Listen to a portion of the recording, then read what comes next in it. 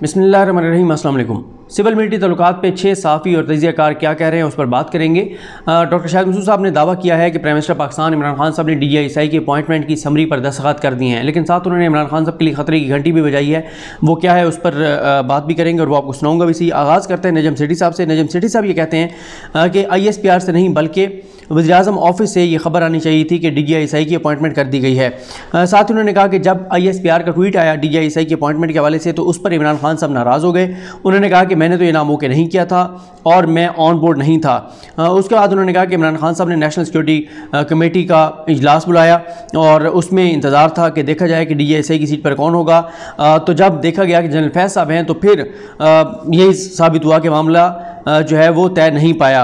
गो कि इसके ऊपर मैं आपको एक वीडियो में बता चुका हूँ, रियाज़ुल हक साहब का ट्वीट कि ये बात कैसे हमारे साफ़ी और तजियाकार कह रहे थे। और यही बात अमीर अब्बास साहब ने कही कि जिस DGI की अपॉइंटमेंट को 24 से 36 घंटे हुए थे, क्या वो आके अफगानिस्तान के ऊपर ब्रीफिंग देता? ज़ाहिर है फैज़ साहब को ही वहाँ पर बैठना था और ब्रीफिंग देनी थी, और अभी उन्होंने चार्ज छोड़ा भी नहीं था। उसके बाद नजम सेठी साहब कहते हैं कि उस मीटिंग में भी कुछ नहीं हुआ, नेशनल सिक्योरिटी कमेटी का जो इजलास था। उसके बाद नजम सेठी साहब कहते हैं कि जनरल फैज़ साहब जो है उन्होंने काफ़ी भाग दौड़ की, वो कर रहे हैं ताकि डेडलॉक जो है वो टूटे और चीज़ें जो हैं वो नॉर्मलाइज हों। उसके बाद वो ये भी कहते हैं कि काबीना मेंबर्स जो हैं वो भी इन्वॉल्व हो चुके हैं ताकि हालात जो हैं वो नॉर्मल किए जाएँ।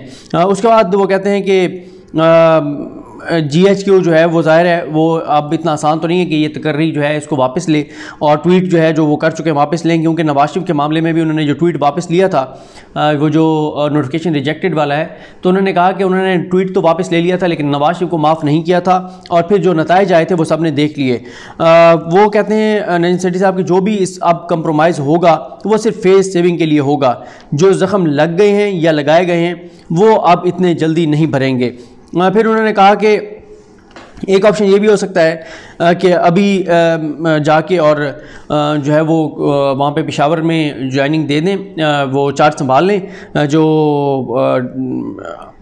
ये हैं फैज़ साहब, और फिर ये हो कि 2-3 माह बाद उनको दोबारा ट्रांसफ़र कर दिया जाए DGI के तौर पर और जो नदीम अंजुम साहब हैं उनको कहीं और लगा दिया जाए। फिर वो कहते हैं कि अगर जो है वो विड्रॉ करते हैं, अगर नवाज शरीफ ने जैसे दबाव डाला था और फ़ौज को कहा था कि आप अपना ट्वीट वापस लें और इमरान खान भी दबाव डालते हैं और वो विड्रॉ करते हैं और बाजवा साहब एक कदम पीछे हटते हैं तो फिर ये मामला बहुत संजीदा हो जाएगा। वो ये कहते हैं कि आजकल मरीम और नवाज शरीफ जो हैं वो दोनों जनरल बाजवा का नाम नहीं ले रहे, सिर्फ जनरल फैज़ को टारगेट कर रहे हैं। वो ये भी कहते हैं नजम सेठी साहब के जब मरीम ने वहाँ पर अटैक किए थे जनरल फैज़ साहब पर इस्लामाबाद हाई कोर्ट के बाहर, तो शायद उनको पता था कि वो तब्दील हो रहे हैं और वो आज ट्रांसफ़र हो जाएंगे, तो इसलिए उन्होंने बहुत ज़्यादा तनकीद की जनरल फैज़ साहब पर। फिर वो कहते हैं कि जो फैज़ साहब हैं जब कराची वाला वाक़या हुआ तब भी इल्ज़ाम जनरल फैज़ साहब पर था, जो कैप्टन सफदर को गिरफ़्तार किया गया था कि ये इन्हीं के अहकामात थे। वो कहते हैं RTS का इल्ज़ाम भी उन्हीं पर है और वो ये कहते हैं कि अपोजिशन ने ये कहना शुरू किया हुआ है कि अगले आर्मी चीफ़ जो हैं वो जनरल फैज़ को बनाना चाहते हैं इमरान खान। क्लासा साहब का ये ख्याल है कि ये यूट्यूबर्स ने ये कैंपेन चलाई हुई है और यूट्यूबर्स ये सारा वो तासुर दे रहे हैं और इस पर फ़ौज को तहफ़्फ़ुज़ात हैं जो यूट्यूबर कर रहे हैं। उसके बाद नजम सेठी कहते हैं कि इस्टेब्लिशमेंट अब जो है वो क्योंकि पहले बहुत कंट्रोवर्शियल हो चुकी है, अब वो अपने आप को बचाना चाहते हैं। और उसके बाद मुर्तज़ा सुलंगी साहब ने दावा किया कैटेगोरिकल कि इमरान खान 5 साल पूरे नहीं करेंगे जो कुछ हुआ है। फिर नजम सेठी साहब ने पूछा कि कैसे पूरे नहीं करेंगे, क्या होगा। फिर उन्होंने ये कहा नजम सेठी ने कि इमरान खान की जो घड़ी है उसकी टिक टिक शुरू हो गई है। नवाज शरीफ की पहले उन्होंने कहा ये होता था कि नवाज शरीफ की घड़ी की टिक टिक शुरू होती थी, यानी इस्टेब्लिशमेंट जब उनको निकालने लगती थी तो बेनज़ीर आ जाती थी, बेनज़ीर को निकाली जाती थी तो नवाज शरीफ आ जाते थे, एक निकलता था तो दूसरा आ जाता था।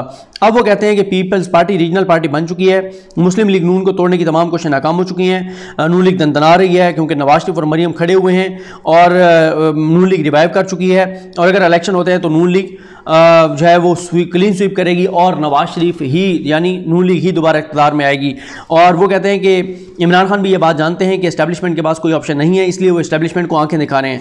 और इमरान खान कह रहे हैं इस्टेब्लिशमेंट को कि ठीक है अगर मुझे निकाल के और लाना नवाज शरीफ को तो ले आओ, वो तो तुम पे आर्टिकल 6 लगाने की बात कर रहे हैं नवाज शरीफ। उसके बाद वो कहते हैं कि अब इस्टेब्लिशमेंट के पास यही रास्ता है कि वो नून लीग से तल्लुकात ठीक करे और शहबाज शरीफ के साथ मामला जो है वो तय करे। और अब इमरान खान को अदालतों में सपोर्ट नहीं मिलेगी, अपोजिशन उनके खिलाफ तहरीक चलाएगी तो उनको सपोर्ट नहीं मिलेगी। और कभी भी फ़ौज ना तो भूलती है ना ही माफ़ करती है, और इमरान खान की जो फाइल है, किसी की भी फाइल हो, वो मोटी होती चली जाती है। अपोजिशन भी सारी सिचुएशन को एक्सप्लॉइट करेगी। 11 अक्टूबर को नवाज शरीफ और मौलाना मिल रहे हैं, मौसम बेहतर है, क्राइसिस की सूरत हाल है और इसका भरपूर फ़ायदा उठाएगी अपोजिशन, और वो इस्टेब्लिशमेंट को शर्मिंदा करेगी कि आप इसको लाने वाले थे और आपके साथ ये कर रहा है। और अब अपोजिशन जो है वो भी एक्टिव होगी कि गिरती हुई दीवार को एक धक्का और दो। JKT ग्रुप का उन्होंने जिक्र किया। उसके बाद उन्होंने कहा कि बहुत से लोग जो PTI में हैं वो नून लीग से माफ़ियाँ मांग रहे हैं और वो तैयार बैठे हुए हैं कि वो नवाज शरीफ के पास वापस जाए और वो पहले से ज़्यादा नवाज शरीफ से वफादारी जो है वो निभाएंगे और उसका इजहार करेंगे। PTI का उन्होंने कहा यह भी हो सकता है कि PTI का एक नया ग्रुप सामने आए और फिर वोट ऑफ नो कॉन्फिडेंस हो, वोट ऑफ नो कॉन्फिडेंस कामयाब हो जाए, इमरान खान फारिग हो जाएं, एक सेटअप बने 6 से 8 माह के लिए, कौमी हुकूमत टाइप हो, कंसेंसस की हुकूमत हो, और उसके बाद कोई उसमें बुज़दार टाइप बंदा भी लाया जा सकता है। और इस सारी सूरत हाल में उन्होंने कहा कि जब इमरान खान को ये चीज़ें नजर आएंगी कि ये मेरे साथ होने जा रहा है तो इमरान खान असम्बलियाँ तोड़ भी सकते हैं, ये कहते हुए कि देखें ये सिविल सुप्रीमेसी होनी चाहिए और मेरे खिलाफ क्योंकि साजिशें हो रही हैं तो इसलिए मैं असम्बलियाँ तोड़ रहा हूँ। अब आप सुने पहले डॉक्टर शाहिद मसूद साहब क्या कहते हैं, फिर मैं आपको 4-5 और नाम है वो क्या कह रहे हैं वो सुनाता हूँ। मोहतात अल्फाज इस्तेमाल करते हुए, अल्फाज को मोहतात चुनाव करते हुए मैं कुछ बात कहूँगा सिर्फ, और फिर उस पर ज़्यादा जोर नहीं दूंगा उस बात पे। लेकिन यह है कि जो मैं उम्मीद करता हूँ कि जो देखने वाले प्रोग्राम के वो बात समझ जाएंगे। हमारे मुल्क में एक पिछले 2-3 रोज से एक बहरान पैदा हुआ है, बड़ा बहरान, सियासी बहरान, और वो जो बहरान है उसका आज वो बहरान खत्म हुआ है कुछ देर पहले। और वो बहरान जो है वो मुल्क की एक आला तरीन सियासी शख्सियत जो है वो उन्होंने एक नोटिफिकेशन पे उन्होंने दस्तखत जो नहीं किए थे वो कर दिए हैं। और मुल्क की आला तरीन सियासी शख्सियत जो है उन्होंने इस नोटिफिकेशन के अजरा में इसके ऊपर दस्तखत करने में ताख़ीर की, जिसकी वजह से ये बहरान पैदा हुआ, जमगोइयाँ शुरू हुई और बड़ा तशवीशनाक किस्म का एक तनाव सा पैदा होता हमें नजर आया। तो वो बहरान तो है जो है वो तो खत्म हो गया है और टल गया है, अल्लाह का शुक्र है। लेकिन मसला ये है कि मुल्क की आला तरीन जो सियासी शख्सियत है उन्होंने जिन और इंतहाई काबिल एहतराम, इंतहाई मोहतरम शख्सियत जिनके मशवरे पे वो ये दस्तखत नहीं कर रहे थे, अब उनके मशवरे ज़ाहिर है कि एक तरफ एक रियासत के अमूर हैं और बाकी चीज़ है, तो उनके मशवरे के बरक्स ये दस्तखत उन्होंने किए हैं। अच्छा, तो उसके बाद जो है वो अब इमरान खान साहब आने वाले दिनों में जो बहरान है, क्योंकि ज़ाहिर है कि वो मुख्तलिफ हवालों से चीज़ों को, जो सियासी बहरान है तो बाकी मामला हैं उन पे वो, और गवर्नेंस के इशूज़ और अपोजिशन और अदालतें और ऑर्डिनेंसेज और ये सब, तो उन पे वो नजर रखें और गहरी नजर रखें। क्योंकि जैसे मैंने अर्ज़ किया कि ये अब कहाँ से क्या चीज़ होती है, क्या अपोजिशन कर रही है, क्या अदालतों में हो रहा है, क्या, क्योंकि वो जो मुशावरत थी उसके वो ये थी कि इसको थोड़ा सा मतलब इस पर एक नजरसानी होनी चाहिए। अच्छा, वो आला सियासी शख्सियत को ये मशवरा था कि नजरसानी होनी चाहिए, जिसकी वजह से ये रुका हुआ था। लेकिन अब चूंकि कर दिया है उन्होंने, तो इसलिए वो आगे अब जो बस मैं इतनी बात करना चाह रहा हूँ कि वो आगे जरा मोहतात होके चल, बस इतनी, फुल स्टॉप।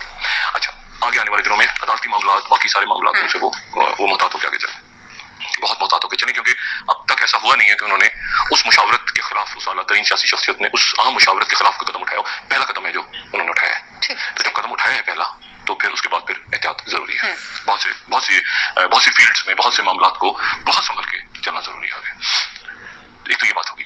दूसरी जो बात है, ये आपने सुन लिया कि वो कहते हैं दस्तखत कर दिए हैं लेकिन मोहतात हो जाएं, और वो सारी बात आप सुन ही चुके हैं। अब आ जाएं जनाब, और कौन क्या कह रहा है। आरिफ भट्टी साहब ने एक ट्वीट किया, क्योंकि इस वक्त उनके जितने भी ट्वीट्स हैं वो इसी तरह के तनाजुर में आ रहे हैं, तो उनके शेयर को भी इसी तनाजुर में लिया गया जितने कमेंट्स हैं उसके ऊपर।